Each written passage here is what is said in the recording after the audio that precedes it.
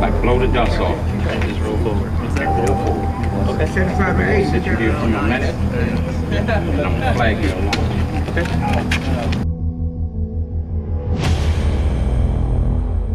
I'm gonna pull both my kneecaps.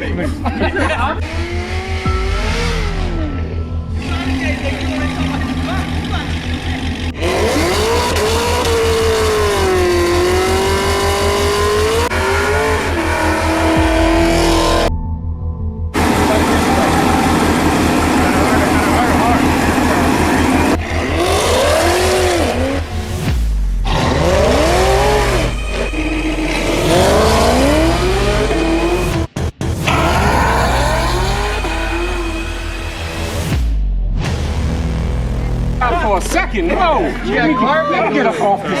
He pushed the papers, I pushed it. Oh man!